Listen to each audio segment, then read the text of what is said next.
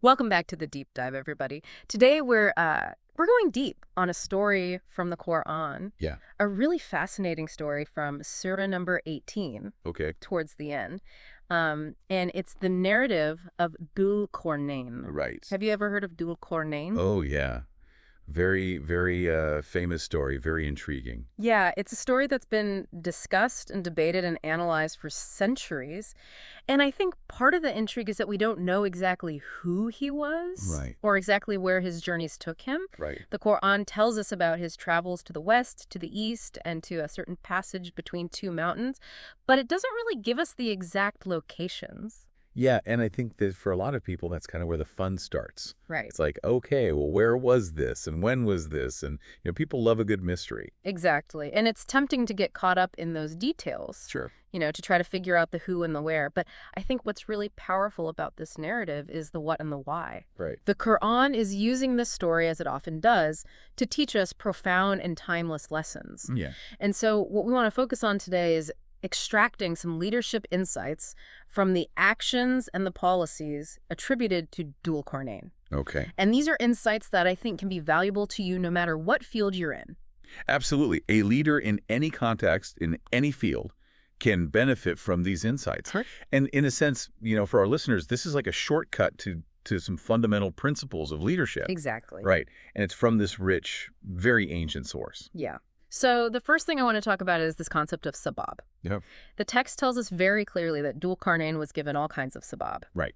Now, the word sabab in its original sense can refer to a rope, something that you use as a means to reach an end. Like, if you're lowering a bucket into a well, Right. you need a rope. That's the sabab. The means to an end. But in a broader context, and for our understanding today, we can think of sabab as resources, wealth, power, knowledge, opportunity. Yeah, any of those things. Hmm. And what's really interesting here, the natural human tendency when we're given a lot of good things Right. is to be grateful, right? Right. That's like the first and most essential response. Right. Of course. But then the narrative shifts to what Dhul Qarnayn does with these resources. He doesn't just sit back and just be grateful. Right. He actually uses them. He puts them to work. That's right.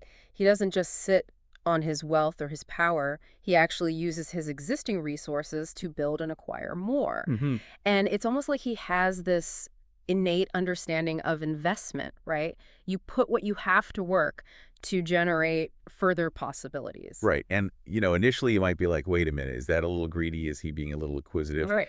But if we look at the broader context of the Quran, there's actually a very similar principle that is exemplified by Prophet Dawood, or David, as he's known in English. And he was also blessed with tremendous power and wealth, one of the most powerful kings of his time. And the emphasis wasn't just on being grateful, but on actually doing gratitude. Right. Putting that gratitude into action. So it's not a passive appreciation. Right. It's an active demonstration of gratitude. That's it, yeah. So how did he do gratitude? Well, he used his power and wealth and his influence to establish justice, Okay. to uplift people, to create positive change in his society.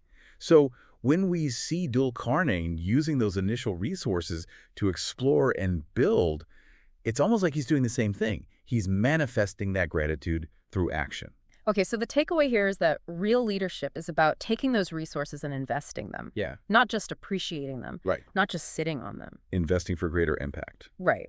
And so we see Dhul Qarnayn goes on this journey westward. Okay. And he ventures beyond his own territories into uncharted lands, and he encounters a new people there. Right. And we see that he's in a position of authority. He's clearly a ruler of some sort, and some of these people try to impress him with their words. Right. They're trying to use their rhetoric to kind of get in his good graces. Right. They're trying to gain some favor with him. But his policy is very interesting. He says very clearly that those who do wrong will be punished. Right. It doesn't matter what they say. Yeah. No amount of smooth talking is going to get you out of that. And then on the flip side of that, he says that those who do good will receive their reward from God, Right. not necessarily from him. So it's really interesting that he's not taking credit for the reward. Mm-hmm. He's saying, look, ultimately your reward comes from a higher source. Right. And then he adds this really interesting phrase. He says, and I will make things easy for them. Right. So he's not just saying, you'll be rewarded in the hereafter. Mm-hmm. He's also saying, I'm going to facilitate things for you in this life. Right. He's going to create an environment where it's easier for them to do good. And so I think the leadership insight here is that a just leader punishes wrongdoing consistently and empowers those who act with good intentions. Exactly. And I think there are a couple of really important principles embedded in that. First of all, you have to identify and address negative behavior, no matter who's doing it, no matter what their status is. Right. Because that creates a sense of justice and stability. Right. And it also emphasizes intrinsic motivation. He's saying, I want people to do good because it's the right thing to do, not because they're trying to get something from me. Right. He doesn't want them to do good just to get in his good graces. He wants it to come from a genuine place. And then this idea of making things easy for the good actors. It makes me think about how often in organizations, even in society at large, people with good ideas face so many obstacles. Right. Bureaucratic hurdles, resistance to change, insecurity from colleagues, people being threatened by their good ideas. Exactly. And so Dhul Qarnayn's approach suggests that a leader's job is to actually remove those obstacles. Right. To create pathways for those good deeds and good ideas to flourish. Even if some of those ideas don't work out. Right. Because, not every initiative is going to be a success. Exactly. But you've got to be willing to support and facilitate, even if there's a chance of failure. Right. So it's about fostering a culture of exploration and progress. Knowing that not every attempt will be a home run. Right. All right, so Dhul Qarnayn continues on his journey, and he goes eastward. Okay. And he arrives at a place where the sun rises, and he finds a people who are in a very primitive state. Okay. They don't even have basic shelter to protect themselves from the sun. Right. And what's really striking here is that his policy is totally different. Right. It's the complete opposite of what he did in the West. Right. He basically says, I'm going to leave them be. He says, I left them as they were. So no immediate aid, no big infrastructure projects. Why do you think he takes this different approach? Well, the text kind of hints at a really important principle here. Okay. Which is recognizing your limitations and knowing when to hold back. Right. These people were in such a difficult situation, so far behind in terms of their development. Right. That any attempt to kind of fundamentally change their situation would have been, incredibly resource intensive. Right. And probably wouldn't have had that much of an impact. It would have been unsustainable. Yeah. So he realizes that he can't fix everything. Right. And sometimes the wisest decision a leader can make is to step back. Right. And recognize that a situation is just beyond their capacity. So it's not about being callous or indifferent. No, not at all. It's about wisdom and pragmatism. It's about being strategic. Right. It's about making sure that your resources are being used effectively. So it's a tough lesson. But sometimes the best leadership is knowing when to walk away. Absolutely. Yeah. To avoid that temptation of trying to solve every problem. Yeah. Even when it's clear that you might not be able to make a meaningful difference. Okay, so we've seen two very different approaches. Then Dhul Qarnayn continues on his journey, and he encounters yet another group of people. Okay. And these people are living near a mountain pass. Okay. And this encounter is fascinating because the text tells us that they could barely communicate with him. Right. So there's clearly a huge cultural and linguistic divide. Right. And I think that this detail highlights something that's often overlooked in leadership. Yeah. Which is the importance of bridging communication gaps. Right. The ability to connect with people from different backgrounds, even if it takes a lot of effort. Right. And these people are facing a very serious threat. Okay. What's that? They're being terrorized by these raiders called Yajuj and Majuj. Oh, right. And they appeal to Dhul Qarnayn for help. Okay.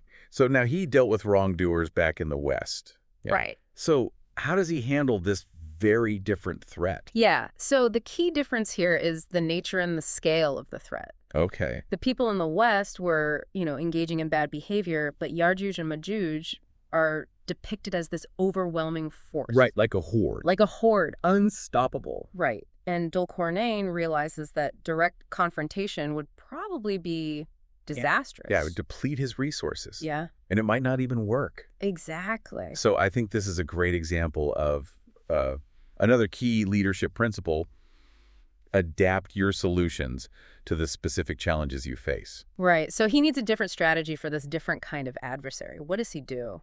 Well, he comes up with the idea of building a barrier, a huge wall, Right. to contain Ya'juj and Ma'juj, Right. and to protect the people who live nearby. Okay. But what's really remarkable is how he goes about doing it. Right. He doesn't just say, okay, my army's going to build this wall. Right. He involves the local people. Okay. He teaches them the skills they need to build it. How to work with iron and copper, how to build something that's strong and reinforced. He's basically empowering them to be a part of their own defense. So he's not just giving them a handout. Right. He's not just saying, I'm going to solve your problem for you. Mm-hmm. He's giving them the tools and the knowledge. Exactly. And I think this speaks to, a few different leadership lessons. First of all, the importance of adapting your solutions to the specific context. Right. What worked in the West isn't going to work here. Right. Secondly, the power of empowerment through training and development, Mm-hmm. really giving people the skills they need to succeed. And thirdly, this idea that sometimes the best solution is not to eliminate a threat entirely, but to contain it effectively. Right, to create a boundary. Right, to create a barrier that protects people, Right. but doesn't necessarily try to completely eradicate the problem. So as we look at these three different encounters, it's clear that Dhul Qarnayn has a very flexible approach to leadership. Yeah, he doesn't have a one-size-fits-all policy. He adapts his approach to the specific situation. So I think the big takeaway here is that agility and adaptability are absolutely crucial for any leader. Right. You have to be able to assess each situation, understand the resources you have available, and then apply the most appropriate strategy, even if it's different from what you've done in the past. Exactly. So just to recap, we saw him directly addressing and correcting wrongdoing in one instance. We saw him facilitating and empowering those who were doing good in another. Mm-hmm. We saw him recognizing his limitations and stepping back in another. And then finally, we saw him empowering a community to solve their own problem through skill building. Right. And then also using that kind of defensive strategy against an overwhelming threat. So he's really demonstrating a range of leadership styles. Right. He's a masterclass in situational leadership. Absolutely. So, as much as we like to speculate about the historical details of Dhul Qarnayn's life, I think what's really valuable are these leadership principles that we can extract from his story. Yeah, they're really timeless. And they can be applied by anyone who's in a leadership role. Or even anyone who's navigating life, really. Right. Because we all face challenges, we all have resources, and we all have to make decisions about how to use those resources effectively. Exactly. So, as you think about your own life, your own work, your own community, Right. what are the different stops on your journey? Mm-hmm. And are you applying the same approach to every situation? Right. Or are you adapting your strategies to the unique challenges and opportunities that each one presents? That's a great question. And I think an even more important question is, what are your sabab? Mm-hmm. What are the resources that you possess? Right. And how can you invest those resources for a greater impact? Yeah. How can you put them to work to create positive change in your life and in the world around you? Those are really powerful questions, Yeah. and I hope our listeners will take some time to reflect on them. All right. Maybe even go back and revisit the original story of Dhul Qarnayn in the Quran. Yeah, that would be great. And think about these leadership principles in a new light. Absolutely. So thanks for joining us for this deep dive. We hope you found it valuable. And we'll see you next time. Yeah. Take care.